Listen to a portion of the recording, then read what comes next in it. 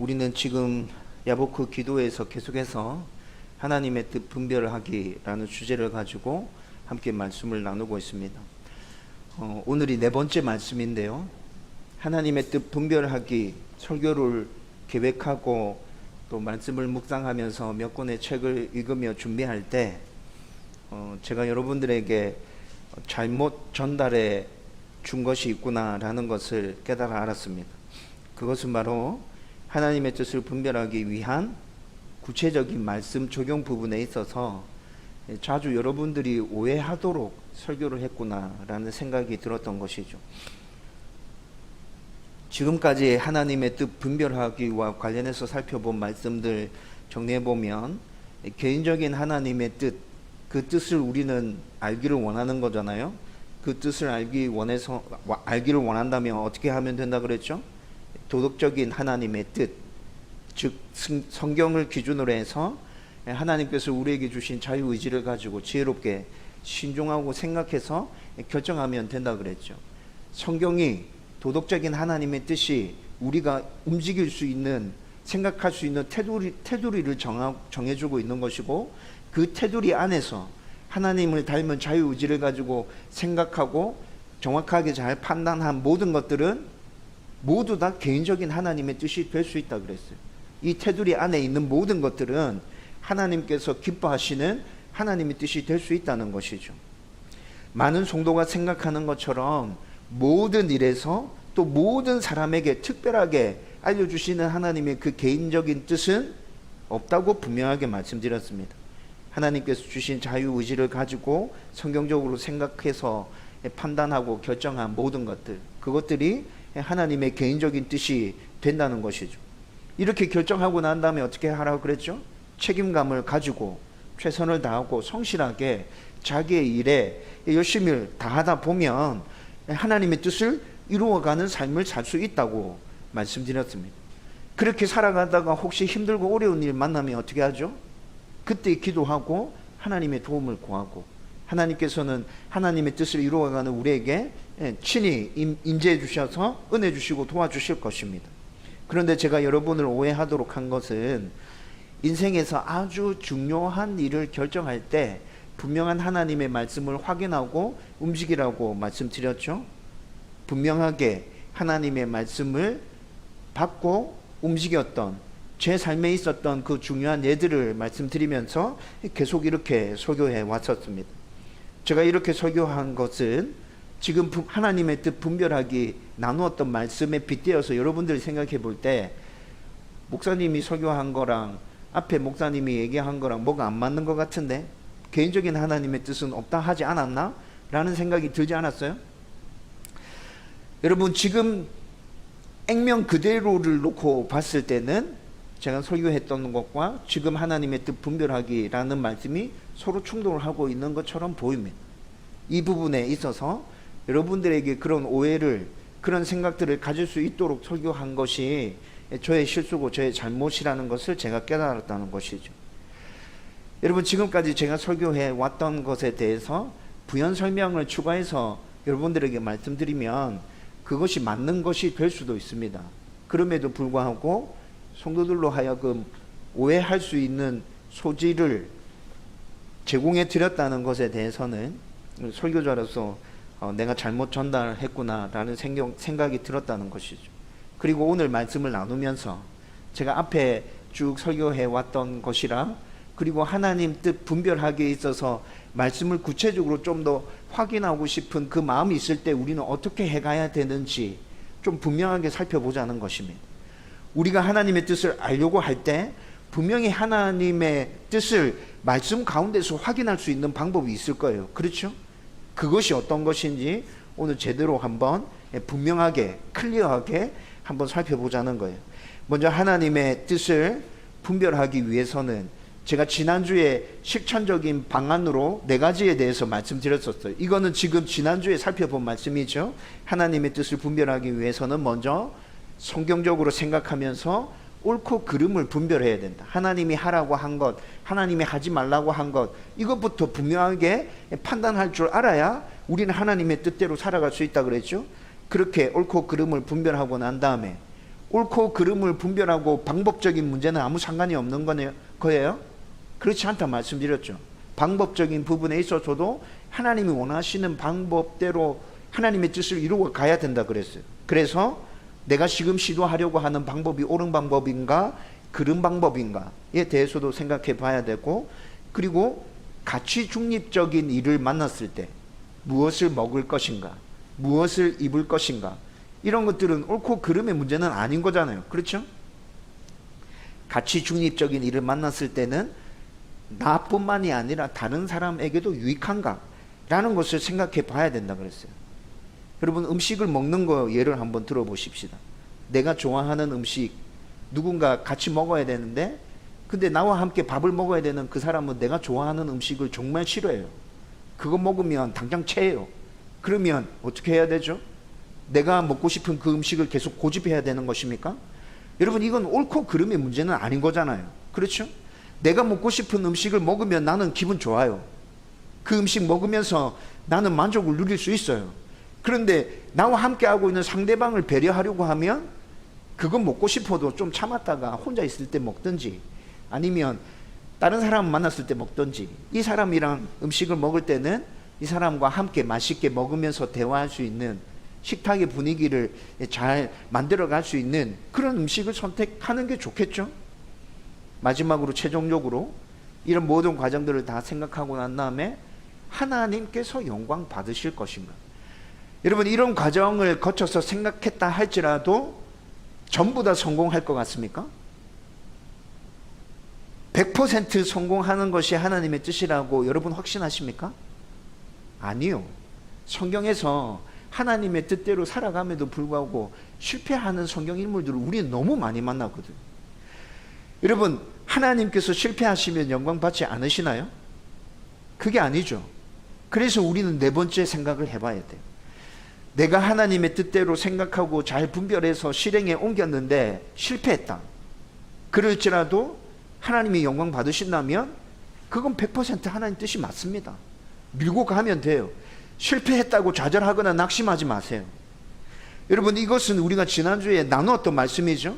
이런 생각들을 해가면서 우리는 하나님의 뜻을 분별할 수 있고 그 뜻대로 순종해서 살아가는 게 개인적인 하나님의 뜻이고 하나님 영광 받으시는 일이라 했어요. 여러분, 이렇게 성경적으로 하나님의 뜻들을 잘 분별하기 위해서 우리는 하나님의 말씀을 계속 읽고 듣고 묵상하고 연구하고 하는 일들을 반복해서 꾸준하게 해가야 된다 그랬죠. 여러분, 이슬비에 옷 젖듯이 하나님의 말씀이 이렇게 나의 안에 스며들어야 지금 말씀드렸던 이 과정을 거치면서 성경적으로 하나님의 뜻을 분별해낼 수 있어요. 여러분 안에 하나님의 말씀이 젖어들어 있지 않다면 아무리 하나님의 뜻을 분별하려고 애를 쓴들 소용이 없는 짓이라는 거죠. 여러분, 이렇게 하나님께서 주신 자유의지와 지혜를 가지고 말씀을 기준으로 삼아서 하나님의 뜻을 잘 분별했어요. 아, 이렇게 하면 되겠구나. 여러분, 그것을 결정했어요. 그리고 난 다음에 너무 중요한 문제라서 좀 더 구체적인 하나님의 말씀이 있으면 좋을 것 같은데 라는 생각이 드는 결정들이 있죠. 인생에 있어서 어마어마하게 중요한 결정들, 그렇지 않나요? 그런 생각이 들 때 우리는 좀 더 분명한 하나님의 뜻을 구하게 됩니다. 여러분, 그럴 때 우리는 더 정확한 말씀을 통해서 하나님의 뜻임을 분별할 수 있죠. 더 정확한 말씀이라고 제가 말씀드리는 건 자유의지로 성경적인 생각, 판단을 가지고 결정한 그 일들, 그와 같은 선상에서 이와 연결되게 하나님께서 더 분명한 구체적인 말씀을 주실 때가 있다는 것입니다. 이렇게 더 분명하고 정확한 말씀을 한번 찾아보고, 그리고 내가 당면하고 있는 상황이 어떤지 상황에 대한 생각도 좀 더 꼼꼼하게 해보고, 여러분, 상황과 다른 결정이라면 그 결정에 있어서 굉장히 신중해질 필요가 있습니다. 하나님의 뜻인 것 같은데 상황적으로 봤을 때 이게 뭔가 잘 들어맞지 않는다면 정말 꼼꼼하게 생각해야 된다는 거죠. 여러분, 예를 들어서 설명해 보면 교회 이전을 결정하고 난 다음에 우리가 당면했던 문제들을 한번 생각해 보세요. 여러분, 교회 이전과 관련해서 필요가 있었어요. 여러분들이 동의해 주셨죠? 그래서 우리는 기쁜 마음으로 교회를 옮기기로 결정했어요. 그런데 실제 실행되어질 때, 그 일이 실행되어질 때 상황은 어땠죠? 모든 길들이 다 막혀버렸죠. 그렇죠? 그리고 몇 주가 지나고 난 다음에 하나 열렸던 길이 이쪽으로 오는 거였어요. 이 건물. 그런데 이 건물은 우리 생각 속에 포함되어져 있지 않았어요. 여러분, 이렇게 상황이 펼쳐져 가는 것들을 가만히 살펴보면 하나님의 뜻들을 또 분별할 수 있다는 거죠. 저는 우리 교회가 이쪽으로 옮겨온 것이 우리가 원했던 일은 아니지만 하나님의 뜻 가운데 분명히 있었다 확신하고 있습니다. 여러분, 그래서 상황을 잘 살펴봐야 된다는 거예요. 그 다음에 다른 이들의 조언, 지혜로운 자들, 선배, 멘토, 이런 분들의 조언을 듣고 그분들이 조언을 들려주시는 것 따라서 결정할 수도 있고, 그리고 또 내면의 상태. 여러분, 어떤 일을 결정했는데 불안합니다. 그거 밀고 가면 됩니까? 안 됩니까? 안 되죠. 네. 하나님께서 우리 가운데 평안함을 주시는 일들, 기쁨을 주시는 일들, 그 일들을 하나님의 뜻이라 받아들일 수 있습니다. 그런데 여러분, 여기서 지금 여러분들이 눈여겨서 봐야 될 것은 순서입니다. 순서. 더 정확한 말씀, 상황, 조언, 내면. 이 순서를 잘 기억하십시오. 여러분, 이 순서가 뒤집어지면 안 됩니다. 조언이랑 내면이 뒤집어지는 건 상관이 없습니다. 조언 받는 거나 내면이 뒤집어지는 건 상관이 없어요. 그런데 더 분명한 하나님의 뜻을 분별하려고 하는데 더 정확한 말씀 부분이 뒤쪽으로 밀려나면 안 된다는 거예요. 이것도 예를 들어서 설명해 볼까요?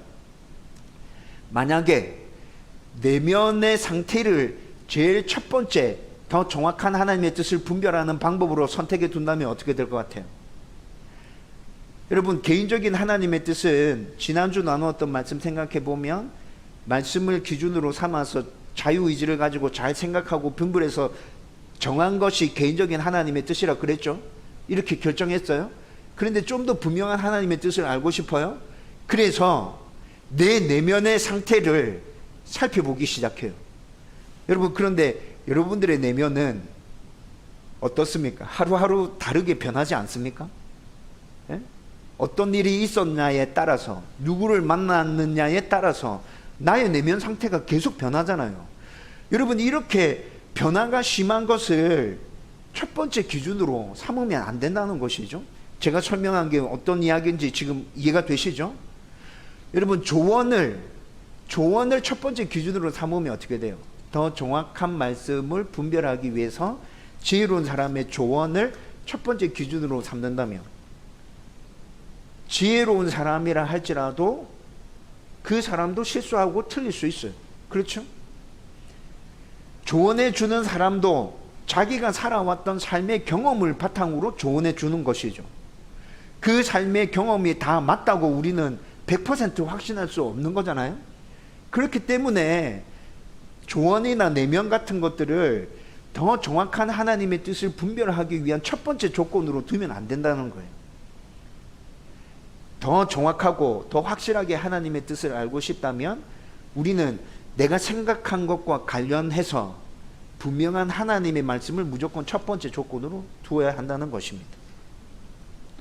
자, 여기까지 설명했는데 여러분들이 이해하고 알아들으셨을 것이라 생각하고, 여러분, 그러면 더 정확한 하나님의 뜻을 분별하기 위해서 확실한 말씀을 그러면 어떻게 찾아가야 되나에 대해서 오늘 함께 여러분들과 중점적으로 생각해 보려고 합니다.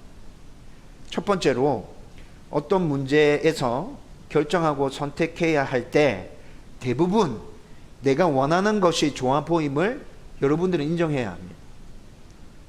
여러분, 이것부터 시작해야 돼요. 내가 원하는 거, 내가 바라는 거, 내가 좋아하는 거. 여러분, 말씀을 통해서 하나님의 뜻을 분별하려고 해도 여러분, 내가 좋아하는 그것에 말씀이 항상 응답해 주는 것처럼 다 보인다. 여러분, 이걸 인정하고 시작해야 여러분들은 하나님의 말씀을 좀 더 꼼꼼하고 정확하고 제대로 이해하기 위해서 노력하게 될 겁니다. 여러분, 이 전제를 놓쳐버리면 여러분들의 생각에 따라서 무조건 좋아 보이는 말씀만 취득하게 될 겁니다.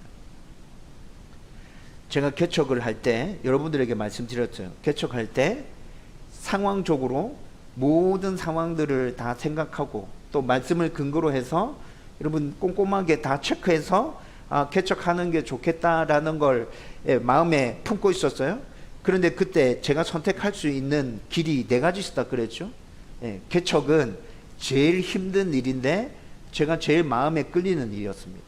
그리고 사람들이 추천하는 제일 좋은 선택지는 유학을 가는 것이었습니다. 저의 후임 사역지와 연결되어 있는 유학을 제안한 분도 있었습니다.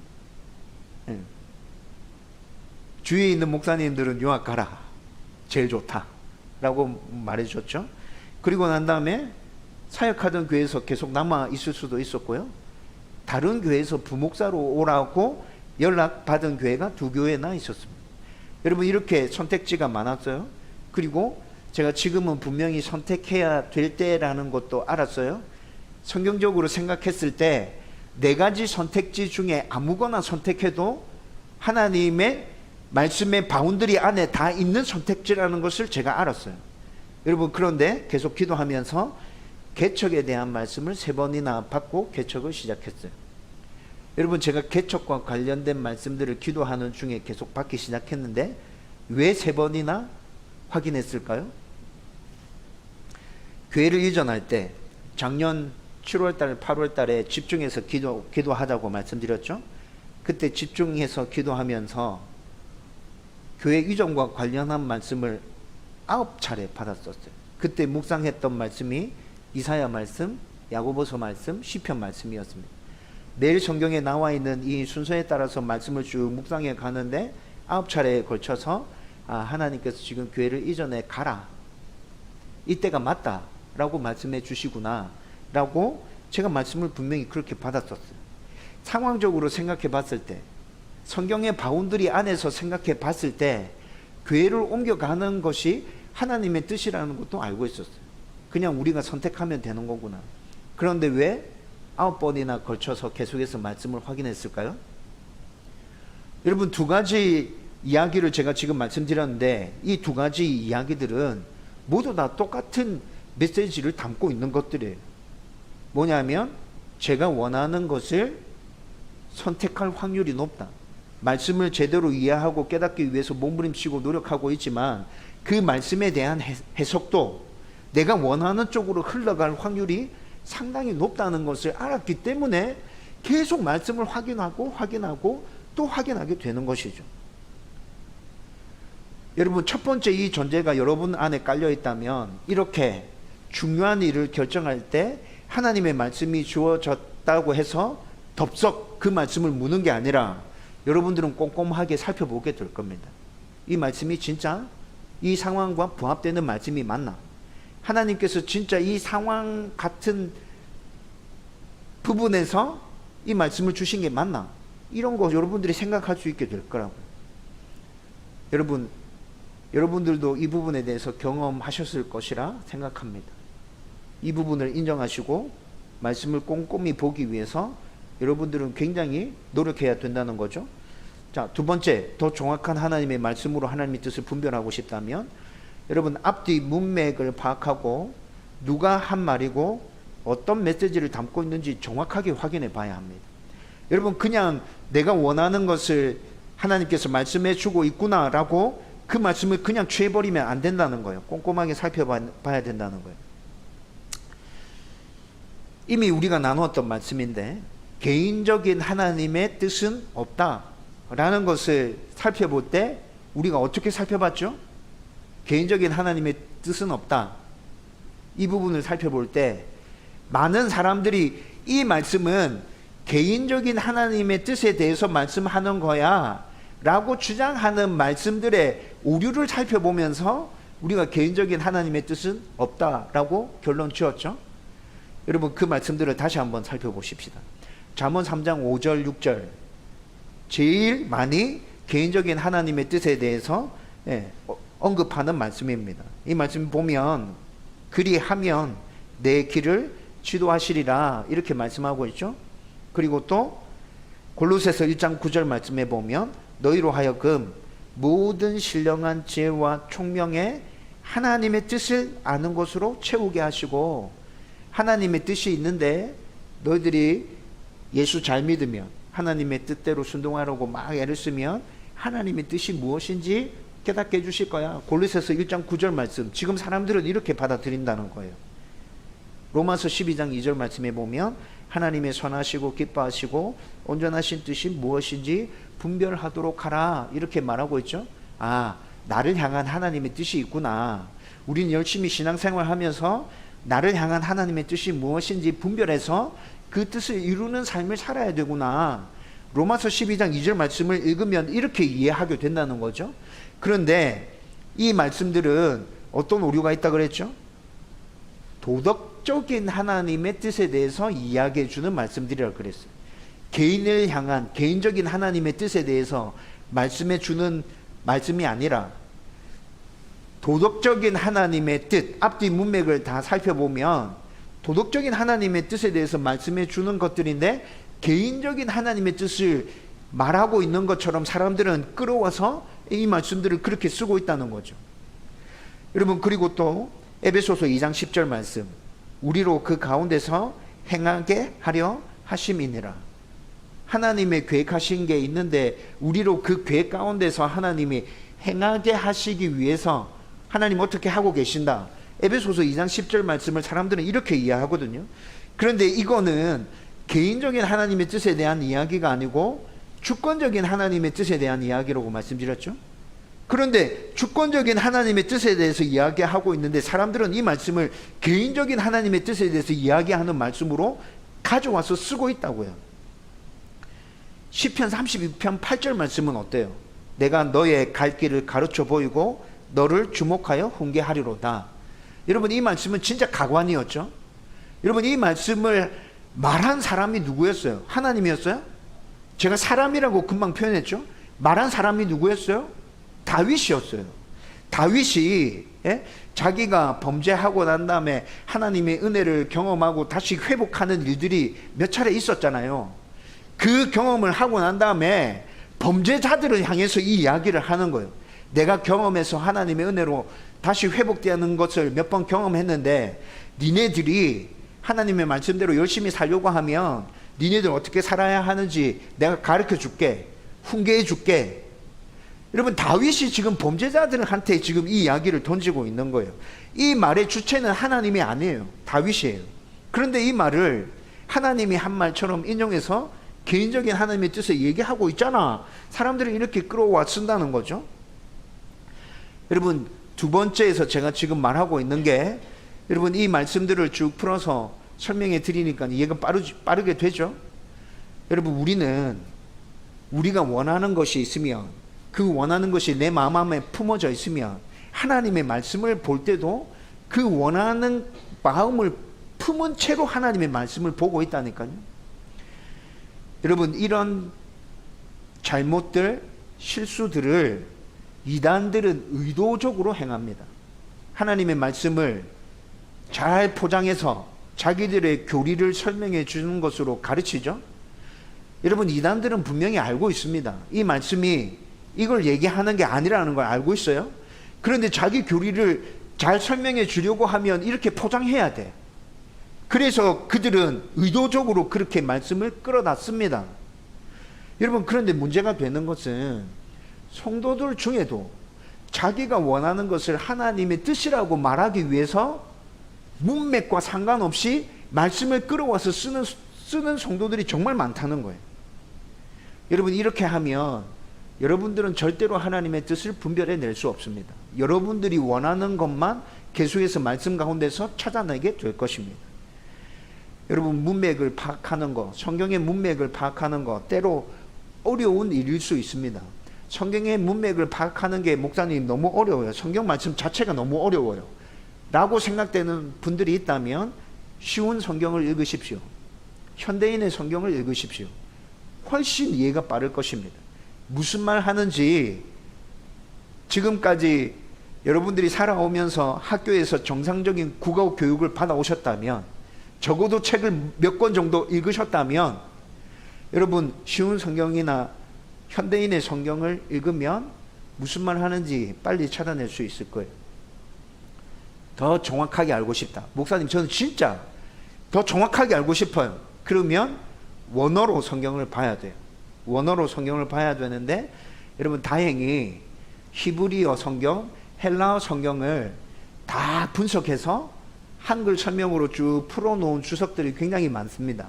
제가 설교할 때 참고하는 주석이 그런 주석입니다. 제 방에 지금 그 주석이 있는데, 다행히 그 주석은 제 개인의 것이 아닙니다. 교회의 것입니다. 예. 여러분들 필요하다면 얼마든지 오셔서 그 주석을 참고해 볼 수 있습니다.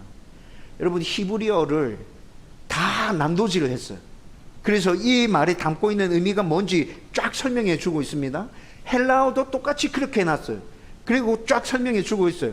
여러분 그 주석을 읽어보면, 아, 이 말씀의 의미가 이거구나. 이 앞에 이런 얘기를 하고 있는 이유가 이거구나. 이 뒤에 이 이야기가 딸려오는 게 이래서 이 이야기가 같이 딸려오고 있구나. 여러분 분명하게 알 수 있다고. 여러분 이렇게 여러분들이 앞뒤 문맥을 파악하기 위하여 노력하고, 또 쉬운 성경, 현대인 성경 이런 것들을 참고해 가면 여러분 성경에서 본래 전하고자 하는 그 메시지를 찾아낼 수 있다는 거예요.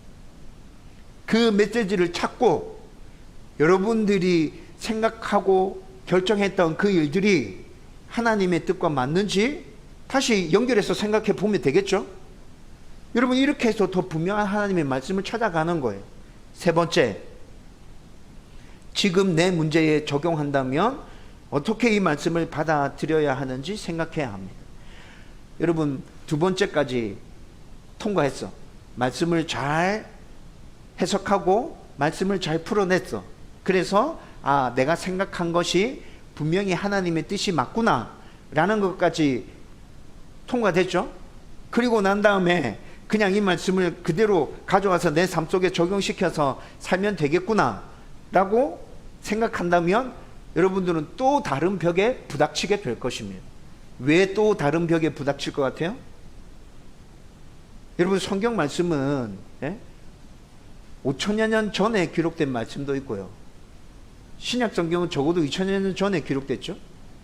그때 그 시대와 그 문화와 정치와 경제, 사회, 그리고 그때 그 사람들이 마주하고 있었던 상황들 지금과 완전 달라요. 너무 달라요. 여러분 그런데 그 말씀을 잘 해석해냈다고 해서 그냥 그대로를 가져와서 내 삶 속에 적용시키려고 하면 여러분 어떻게 해야 될지 막막할 때가 정말 많을 거예요. 이것도 간단하게 예를 들어볼까요? 마태복음 10장 42절 말씀에 보면, 소자에게 냉수 한 그릇이라도 주는 자는 절대로 하나님의 상을 잃어버리지 않는다 라고 말하고 있습니다. 소자에게 냉수 한 그릇. 여러분 이스라엘은 한낮의 온도가 40도가 훌쩍 넘어가죠. 그런데 물은 어때요? 물은 흔하게 찾을 수 있어요? 아니요, 물을 흔하게 찾을 수 없어요. 물이 정말 귀해요. 냉수, 마실 수 있는 생수 정말 귀하죠. 그런데 그 상황에서 가난하고 불쌍하고 도움이 필요한 어떤 사람이 있어요. 여기서 말하고 있는 소자라는 말은 어린아이 말하는 것뿐만이 아니라 도움이 필요한 사람들, 연약한 자들 얘기하는 거예요. 여러분 이렇게 도움이 필요한 사람들이 있어요. 그런데 내가 실질적으로 그 사람을 도와줄 수 있는 게 그리 많지 않아요. 근데 참 마음이 쓰여요. 그래서 어떤 사람이 힘을 내라고 냉수 한 그릇을 뜨다가 그 사람한테 갖다 줬어요. 여러분 이것은 내가 지금 당장 할 수 있는 가장 큰 호의를 그 사람에게 베푼 것이에요. 그렇죠? 이 말씀을 지금 이 시대를 살아가고 있는 저와 여러분들에게 한번 적용해 보십시다. 여러분 이 말씀을 여러분 상황 가운데 적용하면 어떻게 적용할 것 같아요? 불쌍하고 연약하고 도움이 필요한 자가 있을 때 냉수 한 그릇 떠다가 그 사람 드십시오 이렇게 주는 게 지금 이 시대에 이 말씀을 제대로 적용하는 것입니까? 그렇지 않죠. 우리나라에서는 생수 너무 흔해요. 수돗물을 먹는다 치면 길거리 돌아다니다가 공공 화장실 들어가면 수돗물 얼마든지 마실 수 있는 환경이 우리나라는 갖추어져 있잖아요. 그렇죠? 여러분, 마태복음 10장 42절의 말씀을 우리 삶 가운데 적용하면, 힘들고 어려운 사람 만나면 네가 도와줄 수 있는 부분에서 최선의 마음으로 그를 도와주라. 작은 것이라도 괜찮다. 냉수 한 그릇, 네 진짜 별거 아니라 생각하지? 그런데 네가 도와줄 수 있는 부분이 냉수 한 그릇과 비견될 정도로 하찮은 것이라 생각이 들어도 그를 도와줄 수 있는 것이면 그렇게 도와줘. 네가 그렇게 도와주면 하나님이 하늘의 상 너한테 주실 거야. 예비하고 있을 거야. 여러분, 마태복음 10장 42절의 말씀은 지금 이 시대를 살아가고 있는 우리들 가운데는 이렇게 적용되어지는 말씀이라고요. 신명기 24장 10절에서 13절 말씀 보면, 돈을 빌리는 자가 담보물을 잡히는 것에 대해서 얘기해 주고 있습니다. 어떤 가난한 사람이 자기의 겉옷을 담보로 잡혀서 돈을 빌렸습니다. 여러분, 이스라엘 나라의 사람들이 입고 다니는 겉옷은 몇만 원 정도 빌려줄 수 있을 정도의 가치를 지닌 담보물이 되기도 합니다. 여러분, 그렇게 겉옷을 담보 잡혀서 돈을 빌렸죠. 그런데 신명기 24장의 말씀 쭉 읽어보면, 밤이 되면, 해가 지면 그 담보물 그 사람한테 돌려줘. 돈을 못 갚았다 할지라도 이렇게 얘기하고 있어요. 여러분, 이 말씀을 지금 이 시대에 우리가 살아가고 있는 우리 상황에 적용시키면 어떻게 돼요? 담보 잡힌 걸 그냥 무조건 저녁 되면 다 돌려줘야 된다, 이겁니까? 아니죠. 여러분, 이스라엘 낮에는 40도가 훌쩍 넘어간다 그랬죠. 그런데 밤이 되면 어떻게 돼요? 10도 정도로 기온이 뚝 떨어집니다. 여러분, 가난한 사람들은 자기가 입고 다니는 겉옷이 이불이었습니다. 따로 이불을 준비할 수 없는 사람들이 있었죠. 겉옷을 이불 대용으로 해서 밤에 덮고 자는 거예요. 그런데 40도까지 치솟던 그 기온이 밤에 10도까지 뚝 떨어지면, 여러분, 그 겉옷이 없으면 어떻게 될까요? 저체온증에 걸려서 생명을 잃을 수 있는 위험에 처할 수 있다는 거죠. 그래서 하나님께서 얘기하십니다. 네가 담보물을 잡혔다 할지라도 그 사람 생명과 직결되는 것이면 그거 끝까지 담보물로 잡고 있지 마. 그 사람이 필요할 때 돌려줘. 여러분, 이걸 지금 얘기하고 있는 거라고요. 여러분, 이렇게 말씀을 제대로 잘 해석하고 난 다음에, 그때 그 상황에서는 이 말씀이 이렇게 적용됐는데 지금 우리가 살아가는 이 상황에서는 이 말씀이 어떻게 적용될까에 대해서 꼼꼼하게 생각해서 말씀을 적용해야 한다는 것이죠. 여러분, 여기까지 통과되면 그 말씀을 하나님의 뜻으로 받아들이고 붙들면 됩니다. 제가 사역자의 길을 걸어가야 될까 말아야 될까에 대해서 고민할 때, 여러분, 사도행전의 말씀이 너무 좋아서 사도행전 말씀만 계속 반복해서 읽었습니다. 물론 창세기부터 요한계시록까지 쭉 순서대로 이어가는 통독을 계속 해가면서 사도행전 말씀만 집중적으로 계속 읽는 거예요. 그런데 그렇게 읽을 때 사도행전 9장 15절 16절 말씀이 제 마음속에 계속 꽂혀왔어요. 주께서 이르시되 가라, 이 사람은 내 이름을 이방인과 임금들과 이스라엘 자손들 앞에 전하기 위하여 택한 나의 그릇이라. 그가 내 이름을 위하여 해를 얼마나 받아야 할지 내가 그에게 보이리라. 여러분, 이게 사도행전 9장 15절에서 16절 말씀이거든요. 하나님께서 바울을 부르시고 바울을 자기가 택한 그릇이라고 말씀하시면서 아나니아에게 주신 말씀이었어요. 근데 이 말씀이 저한테 계속 꽂혀왔어요. 어떻게 해야 될지 몰랐어요. 여러분, 상황적으로 꼼꼼하게 다 살펴봤을 때 사역자를 해야 되는 게 맞겠구나 라는 생각이 들었었어요.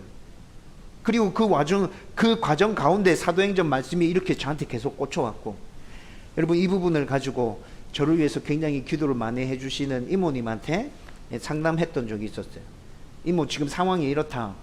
그런데 사도행전 말씀이 계속 읽을 때마다 마음에 콕콕 꽂힌다. 어떻게 하면 되는데?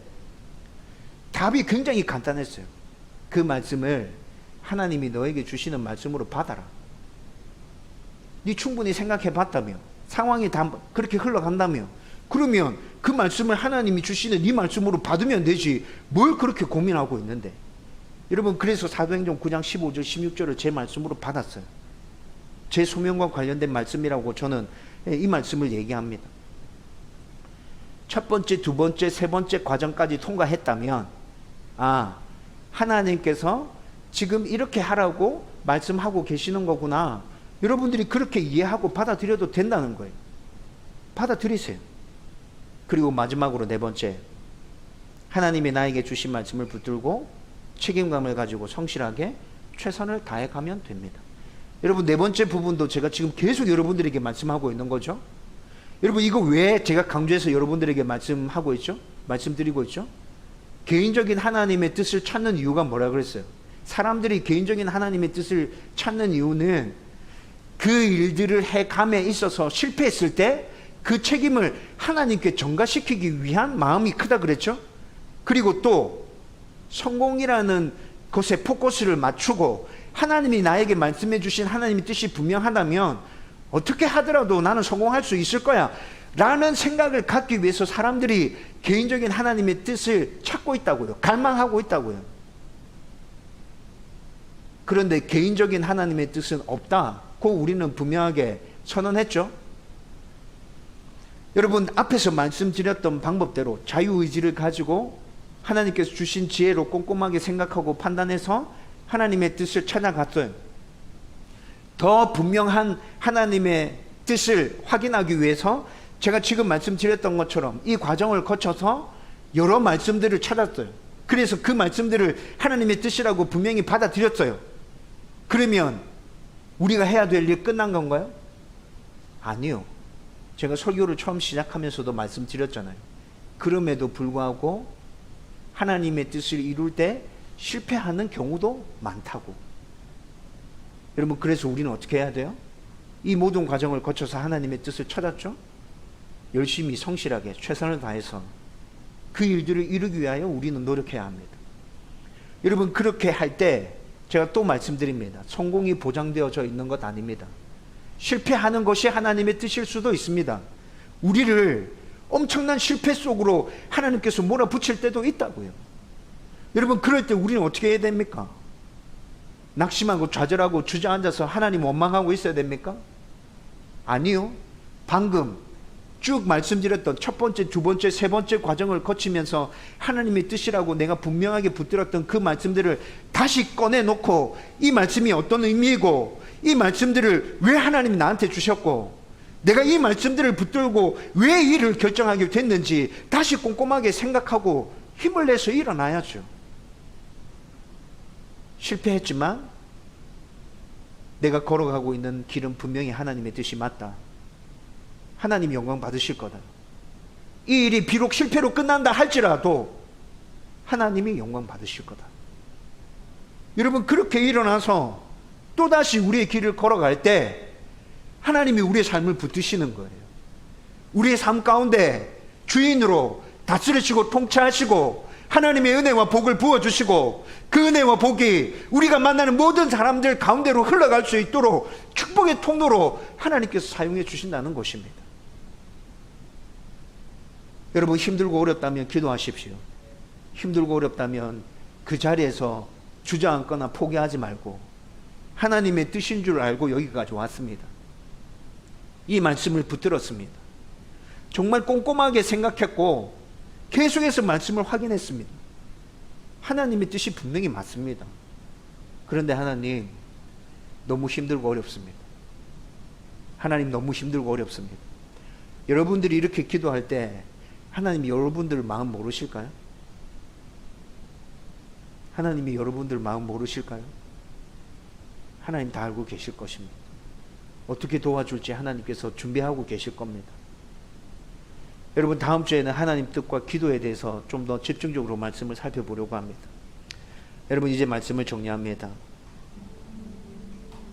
오늘 말씀은 우리의 자유의지를 가지고 성경을 기준 삼아서 깊이 고민하고 생각해서 지혜롭게 판단하고 결정한 그 하나님의 뜻에 대해서 좀 더 분명한 하나님의 말씀을 찾고 싶어요 라는 마음이 생길 때 그 분명한 말씀을 어떻게 찾을 수 있는지에 대해서 설명해 드린 것입니다. 여러분, 지금까지 나눈 하나님의 뜻 분별하기 전체적으로 정리해서 말씀드리면 하나님이 우리에게 주신 자유의지와 모든 선택과 결정의 기준이 말씀을 붙들고 잘 분별해서 순종해 가는 것이 하나님께서 우리를 향하신 개인적인 뜻이라고 말씀드렸죠. 이렇게 하나님의 뜻을 이루어 가는 우리의 삶을 하나님은 기뻐하시고 그 자체로 하나님 영광 받아 주실 것입니다. 또 우리의 그 걸음 가운데 동행해 주시고 인도해 주시고 보호해 주시고 은혜 주시고 복 주실 겁니다. 하나님의 뜻을 잘 분별하기 위해서 어떻게 하라고 말씀드렸죠?